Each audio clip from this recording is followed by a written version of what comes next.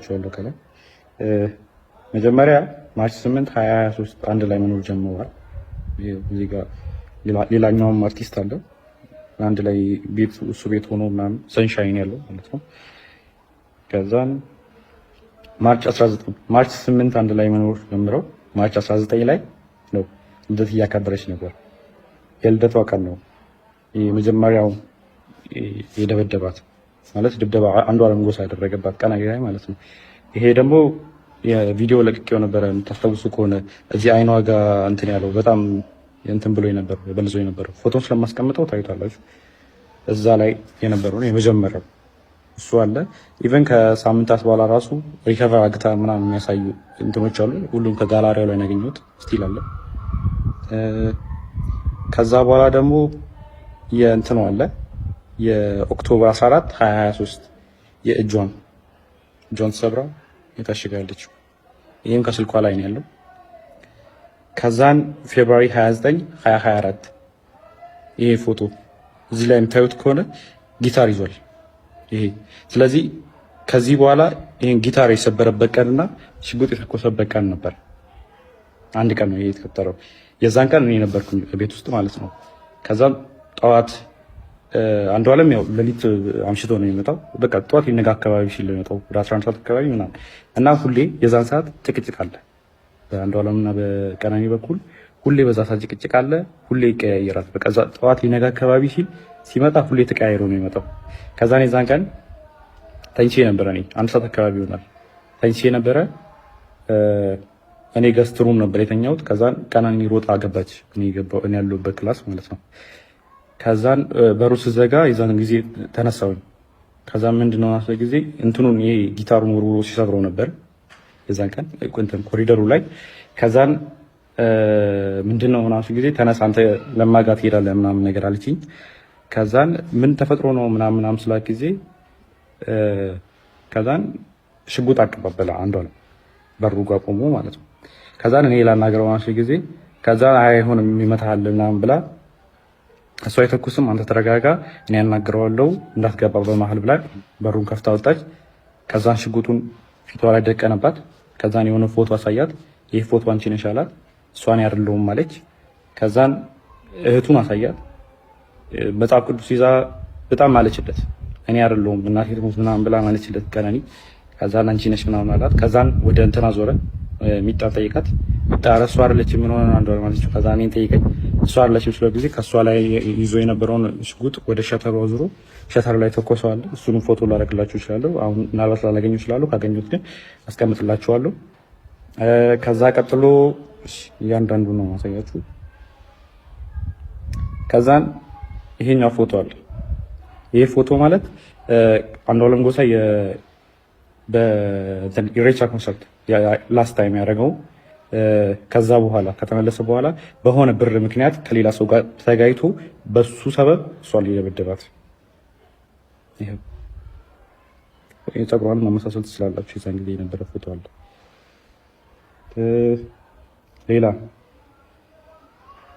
ሌላ ጃንዋሪ 27 2025 ይሄ ፎቶ አለ። ይሄ ደግሞ ከመሞታ 1 ወር ከ15 ቀን ወይ 1 ወር ከምናምን ነው የሚሆነው። ጃንዋሪ 27 ማለት እሷ ማርች 11 አካባቢ ነው። ስለዚህ በጣም 1 ወር ከ15 ቀን ማለት ይቻላል። የዚህን ቀንም እኔ እዛ ቤት ነበር። ማታ መብራት የለም ነበረ። ከዛ አንድ ላይ እየተጫወትን ነበረ። እሱም አብሮን ነበረ። እህቱም ነበረች። አንድ ላይ እየተጫወትን ነበረ። ከዛን 4 ሰዓት አካባቢ የሆነ የሚጠቃቀማቸው ነገሮች አሉት እሱ የራሱ የግል ሱሶች ምናምን ነገር አሉበት። ከዛን እሱ ሊጠቀም ስለፈለገ የሚጣራተኝ ወይ ምናምን ሲላ ጊዜ ከዛን ያው እኔ ፊት ማድረግ ስለደበረው ምናምን ብዬ እኔም ገብቼ ተኛው። በጣም ተኛች። ከዛን ወደ 10 ሰዓት 11 ሰዓት አካባቢ መሰለኝ በጣም ጭቅጭቅ ሰማሁ እና እኔ ሚጣ ክላስ ነበርኩ። ከዛን ከሚጣ ክላስ ወደዚህ የሚጠቀው ገስት ሩሙ አለ። ከገስት ሩሙ የሰራተኛው ከሰራተኛው ነው ሳሎን ቤት ያለው። ከዛን ጭቅጭቅ በጣም ይጨቃጨቃሉ ምናምን ነገር ስለምን እንደሆነ በደንብ አላውቅም፣ አልሰማሁትም። ግን ጭቅጭቅ የሆነ የጭቅጭቅ ድምፅ ሊሰማኝ ነበር። ከዛን ተነሳው በጭቅጭቁ። ከዛን በመሀል አልገባም ብዬ ለረጅም ሰዓት ቁጭ አልኩ። ከዛን የሆነ ሰዓት የሚወድቅ ነገር ሰማሁ። ከዛ የዛን ጊዜ ከፍቼ ስወጣ ቀጥታ በኮሪዶሩ ላይ የነበረው አንዷለም ነበረ። አንዷለም እንትን አለኝ ነው ግድት በመሀላችን እንዳትገባ ምናምን ብሎ እኔ መልሶኝ በሩን ቆልፎ የሚጣ ክላስ ውስጥ ነበርኩ እኔ። በሩን ቆልፎት ከዛን 5 ደቂቃ ምናምን ቆይቶ መጣና ከፈተው ሂድና አናግራት አለኝ። ከዛን በሩ ጋር ሲሄድ ጥርሱ አካባቢ ደምቷል። ከዛን ጥርሱ አካባቢ ደምታለች። ወድቃ ዝም ብላ እያለቀሰች አይደለም ዝም ብላ ቁጭ ብላ ነው። ከዛን ሚጣን ቀሰቀሳት።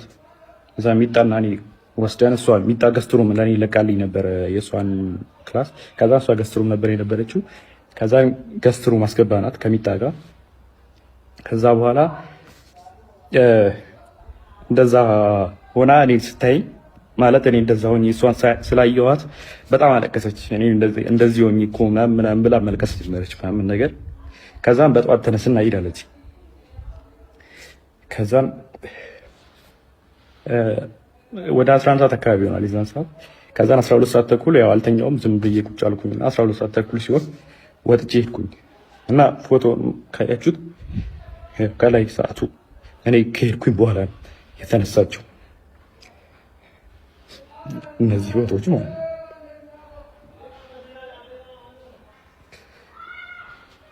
ሌላ ደግሞ ስለ እንትኑ ጉዳይ እሷ ከመሞቷ ከሳምንት በፊት የእንትን ምርመራ አግታ ነበር። የመካንነት ምርመራ ማለት ነው። ይሄ ያደረገችው ይኸው ፍራይዴ ማርች 7 አርብ ቀን ማለት ነው። እሷ የሞተችው ማክሰኞ ቀን መስለኝ እና ቀኑ አለ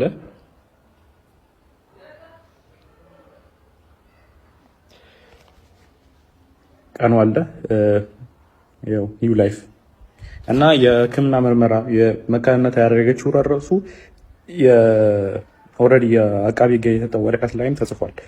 በተደጋጋሚ ሆዷና ልቧ ላይ ተረግጣ ሐኪም ቤት ትመረመር ነበር እና ዶክተሮች ጠይቃት ሰውን የረገጠኝ አለችው የሚል መልስ ሰጥታኛለች ብሏል። እዛ ይሄ ወረቀቱ ላይም ተጽፏል እንትን ላይም አለ። ለዛ ነው ይሄን ምርመራ ያደረገችው ራሱ።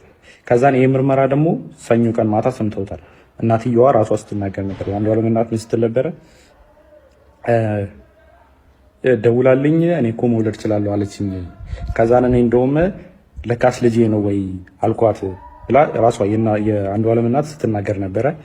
ከዛ ሲቀጥል ደግሞ ስለ